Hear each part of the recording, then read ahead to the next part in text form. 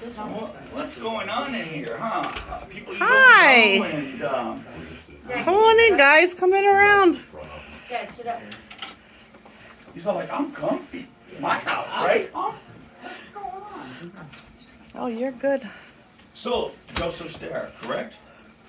Yeah, that was my name last I looked at it. Well, in, young man, guys. first of all, welcome home. My name is Manny Acuna. I'm a Marine Corps veteran and retired from the U.S. Army. And what I am is we have a veterans nonprofit. And we go around the United States just thanking you. Remember that POWMIA sticker?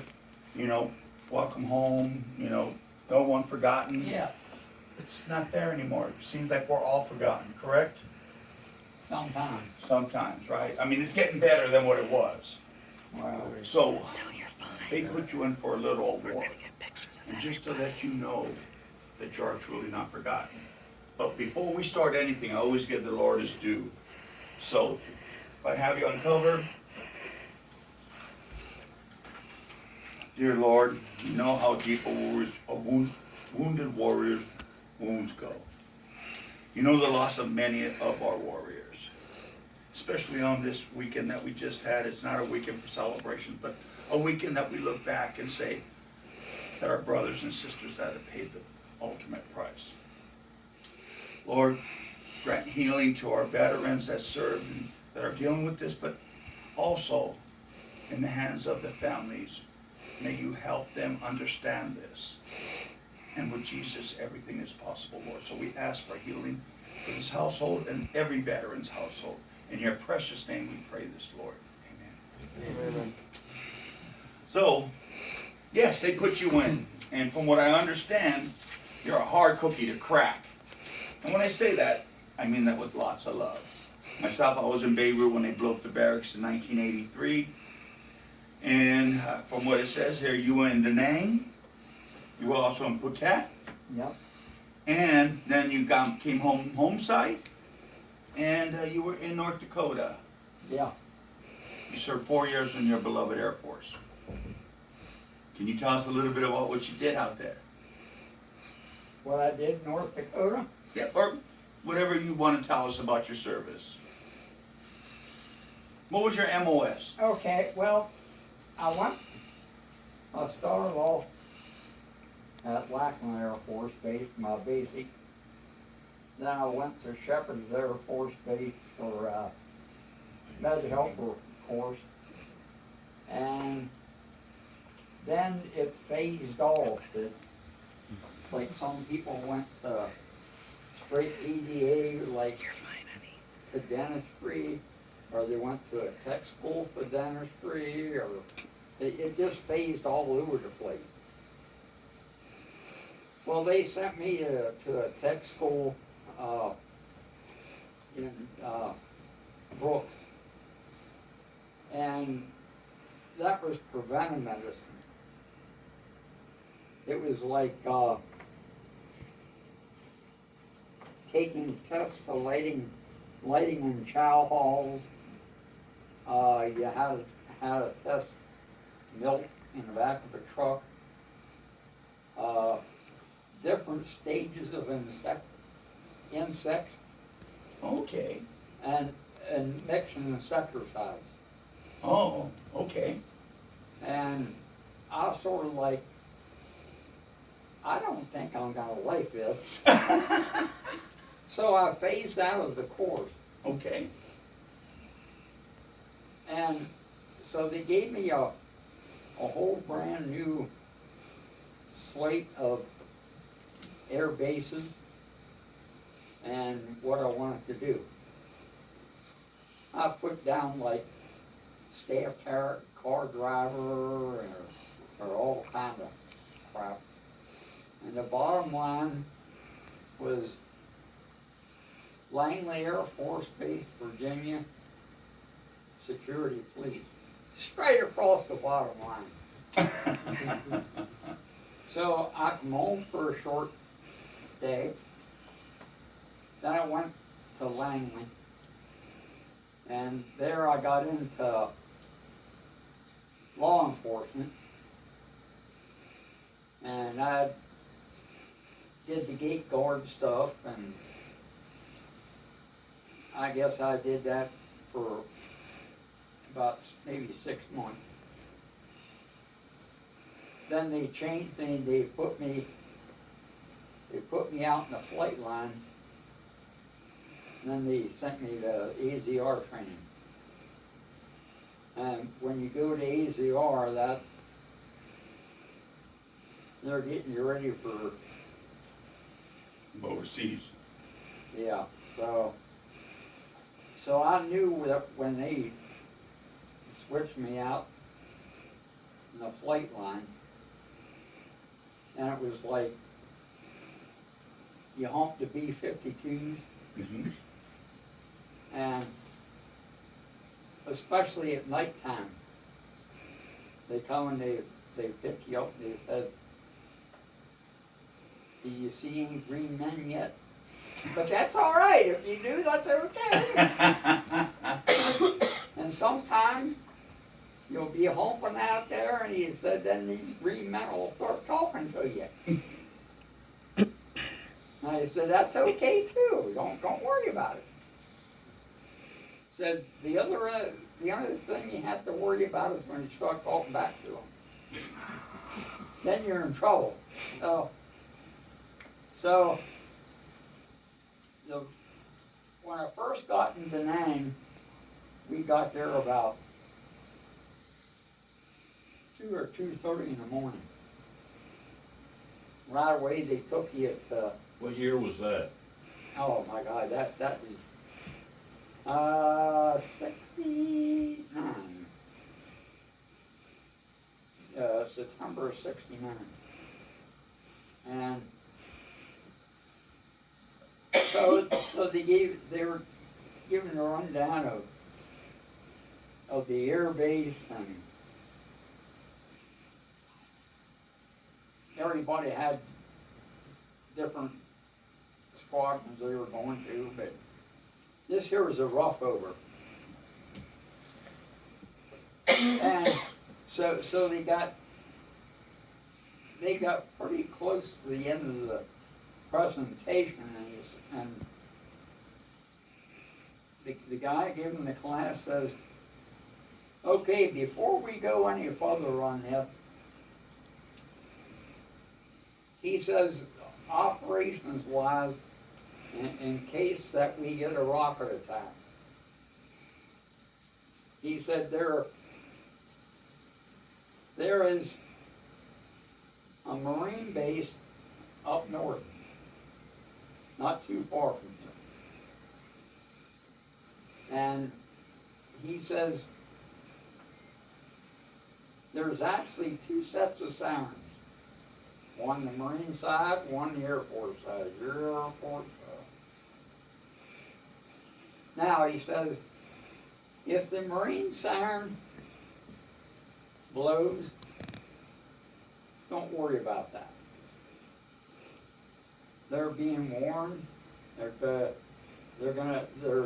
getting rockets.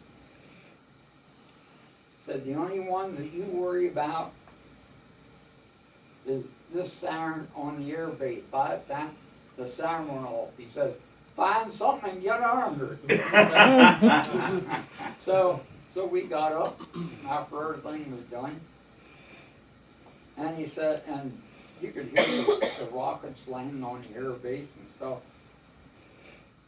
He said they're looking for the fuel dome. Trying to walk them in, trying to walk the rounds in. Yeah. And so we went back, we ended up getting back to the barracks after all that. And before we even got back there, they had the second siren went off. So we had to find a place to get on the. We got back to the barracks, and of course now we're new. We're not assigned to anything or moved fast or nothing. We don't have no weapons. Third one went off. So now Your first day, right? Yeah, this is the first night. And they said, if they get 3 rocket attacks, the whole air base goes on red alert. And anybody qualified with anything they're out in the field. Okay? Well, there we sat. We had to sit in the barracks because we didn't know nothing. We didn't have nothing. So, the next morning, we went to bed. We finally got some sleep, and we got up. If a guy says, "Okay, everybody out of the hooch."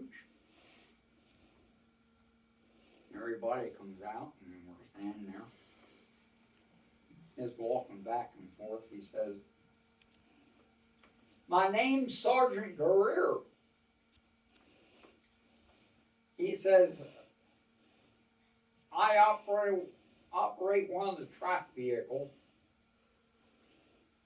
And he says, "You know," he said, "I've been here for a little while. Not a long while, but," he says, "a little while." And he said, "I understand you're new in country. Hey, when we get a rocket attack, if you want to crawl underneath something, go right ahead." And he says, "I'm on night shift and everything, so he says, I'll be in bed and he said, it don't bother me at all." So this stuff went on and on and on. And it finally come time for him to soon get out of there. He said one thing for encouragement. He said, "We have Papa Sons and Mama Sons. The Mama Sons do all your beds and you're cleaning in here. And you give them X amount of dollars and they, you know." Now he says, "I'm not that far along yet." But he says, Mama Sons, they're just skinny and raggedy and they're just Nasty.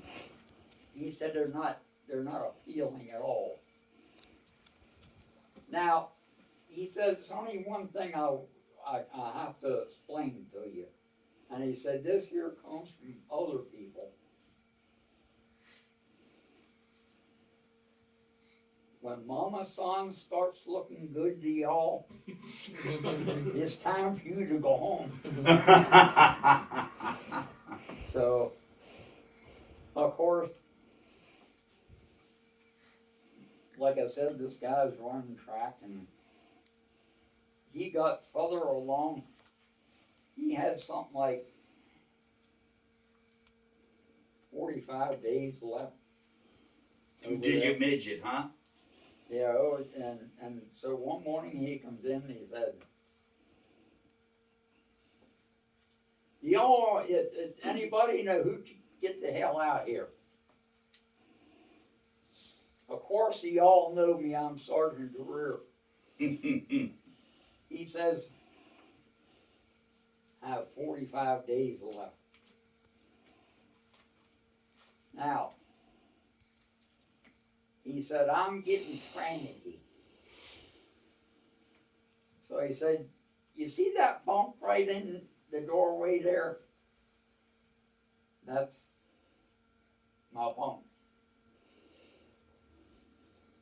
So, if at any time the sound goes off of the air base, the spot underneath that bunk, that's my spot. And he says, if anybody's underneath there, they better get the hell out because I'm going to drag them out. Wow. Now, he says, "Do you know why I'm so fidgety?"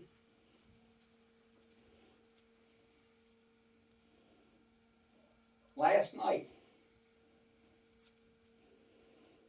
as you heard the sound, that Da Nang got hit by a rocket.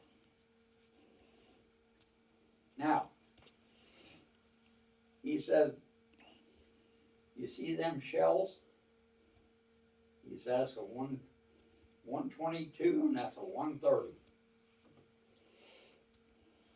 Charlie sent them in, and he said that's what's left of the two. And he says, the reason I'm telling you this is because those suckers landed 50 feet away from my track vehicle. And he said, if you want to talk about somebody scared, that's me. Yeah. So he says,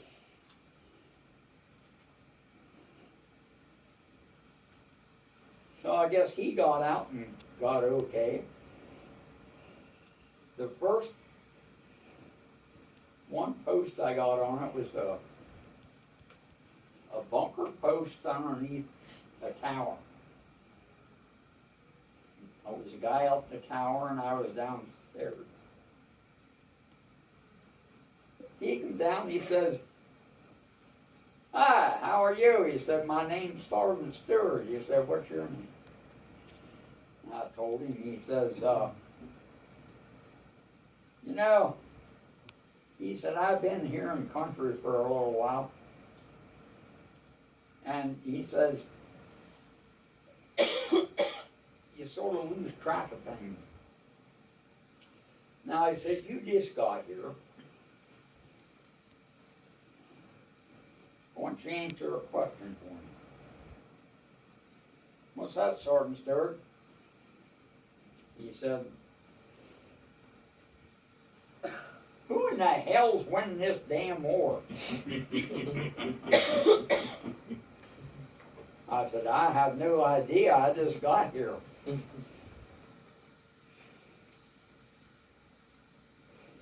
Well, he says, from my perspective, since I've been here for a while, he said, you see that fence line out there? I said, yep. I can tell you exactly by that. He says, nobody's winning. I said, what do you mean? How can you tell by the fence? Well, he said, I've been almost over here 2 years. And he said, you see that fence? He said, it didn't move that way, and it didn't come this way. So nobody's winning. Now, since you're a newbie here, he said, there's one thing I'm going to tell you. He said, if Charlie comes across that fence line, and he said, he's on the fence, and you shoot his ass and you kill him, please make sure that he lands on this side of the fence. What do you mean? They'll hit you for murder. Wow. You better make sure that he lands on this side and not on the other side. Your rules of engagement said you can't kill them until they're inside the fence. That's right. Yep. So they had like, and he said another thing that they have here is that vehicle will come around and give you coffee at different segments of the night. So he said, when you go to guard mount before you come out, they're gonna give you a code word and an alternate. So now he says, at all times, especially when you're on a tower post like this. The SAT team comes up, you challenge them. Okay? He says, now you just don't come out from your post and walk straight over to the vehicle. Now you're in the line of fire of me. You go around the post. So the supervisor, so you go to guard mount, the supervisor says, okay, you new people here. You will not fall asleep on post. You will not fall asleep on post. Because if you fall asleep on post, Charlie could sneak across that fence line and slit your throat. If I come up and I catch you sleeping, and Charlie didn't get you yet, I will.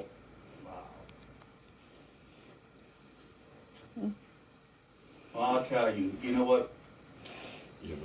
When it comes to things that you've done, and I had an uncle that served in Vietnam, and one of my best friends when I first came out of the Marine Corps, after Beirut, the bombing of Beirut, and you know, we didn't have any ammo in our magazines, and he says, Manny, you gotta join these organizations to make these changes. And I was like, you know, Rich, I don't want to do this. I don't want to be part of this big machine. You know, and then he was like, well, they got cheap beer. And I was all like, hey, well, maybe I will sign up, you know, have some and start talking about this. But you know, it still doesn't, they still don't go out there and try to make that difference. They still don't want to see how our vets are doing. You know, these organizations are getting thousands and thousands of dollars from the government. How about just coming around and checking on you? So, and that's what like Savannah does. You know, did you get a disability rating yet, or have you put for one in yet? I don't have a disability rating.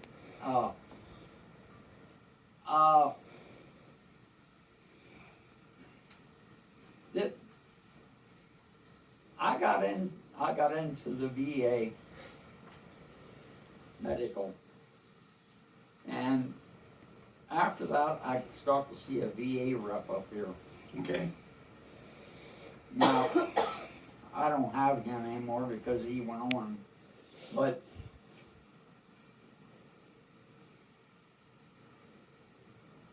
I was back behind payments.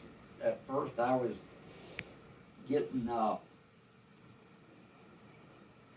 I had to pay for a certain portion of my meds. Right. And I was falling back, I fell back behind on that a little bit. Well, we can look at and try to help you out because But- it seems like a lot of stuff happened is service related. Yeah, but, well, it didn't get that close yet. But I did go up there and I got into the VA and they would send me meds and stuff, and I went in to see the VA rep one day about something, and he says, are you in the VA medical? Yeah, and I said, I owe for medications and all that. He said, well, he said, it's not much I can do about that. So he goes through some literature in his briefcase and pulls the applications out and said, here, fill this out. And I handed it over to her. I said, you fill it out, you can see better than I can. I said, so what's this about? He said, it's something that you never heard of. Oh? He said it's called a lower income vet pension. Okay, And I looked at it and said, what the hell is that? right. Well, he says they figure out, I don't, Yeah, yeah. they do. They figure out with what you're making and what you're paying and all that kind of stuff. Instead, they go through a concoction of numbers, and if you don't pass, they're not going to put you in jail. You just fill one out again next year. He says you can get up to $1,200 a month. Okay. Then he said, I don't know where, you know. So we gave him the information, this fellow. They sent him along. About 3 weeks later, welcome to the lower income vet pension. We're allowing you like $350 a month. Awesome. I go, okay. So I called the VA rep. I says, what the hell happened to $1,200? He said, wait. Now, he said to start off with, he said, that's the high end. Right, right. Now, one thing he says I'm going to tell you before we go any further. And I guess you heard this before. You never look a gift horse in the mouth. Absolutely, absolutely. Or he said you might lose it. Well, there's things we'll talk to you after. So, you know what? It's so awesome when we can get family here. And your wife, amazing. You know, she put you in for this. And, you know, she's your pride and joy. You know, you just got hit by a car, was it? Or No. in a car accident? No, he just fell in the garage. Oh, he fell? Well, you're pretending you were a car and you fell in the garage. No, but you just had a little fall accident. Yeah, She I just broke the cares. leg in 2 places in the back. And she cares for you. So we're here to honor you today. And we're here to say that you are not forgotten, like the bumper stickers say. Instead, we say you're truly not forgotten. You served your country honorably and faithfully. And for that service, we truly care. So as we wrap this blanket around you, let it be known that you are never alone. And as long as we exist here at Blankets of Honor, we will be here to comfort you and honor you. Oh my God. We are brothers and sisters in arms. And for that, we have a bond that never can be broken. Just like we were talking a minute ago, we start talking certain lingo. It just comes back to us naturally. Know that there are less than 3% that have served this great nation. And we are here to thank you for your service. And we will never forget your outstanding sacrifices. They may not give you those parades like they used to, but know that there's still people out here that love, honor, and cherish for what you have done for this country. And more importantly, we know you did it for your lovely family, for your wife, for your grandkids. Because that's for the root of why we do anything for that love. Now I give a commandment out here to say to some people, when I talk to crowds, it's hard. You know, I deal with PTSD. I got blown up. I lost a good friend of mine. But Jesus said, you must love one another. Go out and love one another like he did. So if we can show that kindness and be just a little bit like him, we'll be okay. So, sir, I'd like to present you now. And in the military, it used to be nice to get a nice award, a nice little, badge we can put on. But nowadays they give challenge coins. Challenge coins come from the heart. Some of the people have them made up. Some people will buy them to pass them out. These have real life heroes that we've given to them. Thank you for your service. Also, Joseph, we recognize you as one of the true heroes of Pennsylvania. And here's a certificate stating if you want help and you want to look those gift horses in the mouth, we can help you. And little bit, remember, those little pennies add up to big pennies and add up to big dollars. Well, I've been trying to go through hoops and things. Well, we know people, and if you, when you're ready, we're here. And then lastly, I got my information in here. I used to give you that manila folder. Remember when, okay, you're going to schools here, let me see where I'm really going. But these are your new and final orders. Take care, love your family, and follow your heart. And may it take you where you truly have a great family.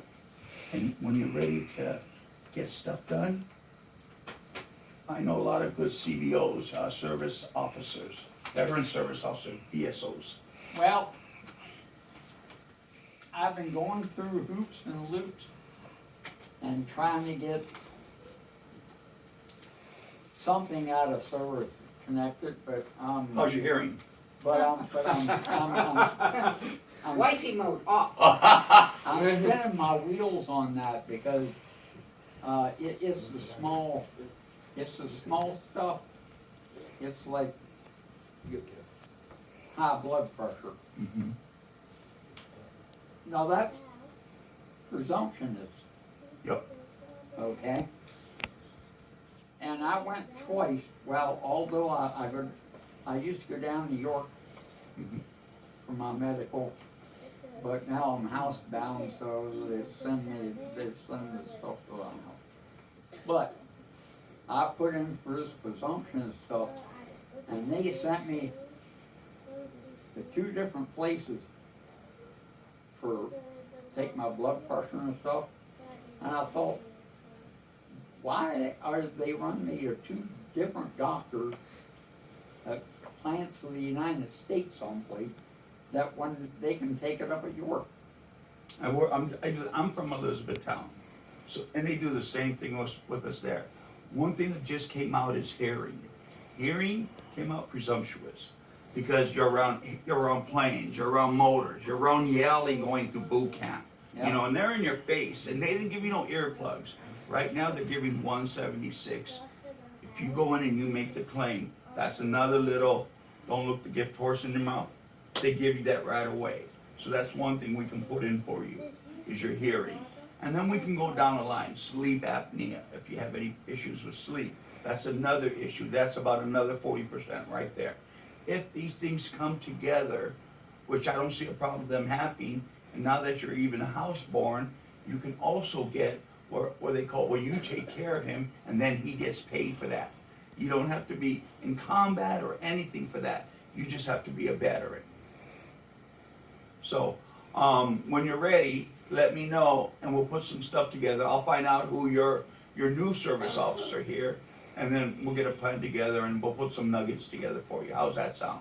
Well, then you have to go for different tests. I'm not sure. I'm not sure if you can go to one, but what they do now is they pay you to go up to these tests. Yeah, they do. Yeah. For And hearing, they- and if- hearing and tinnitus, we ought to go once. Yeah.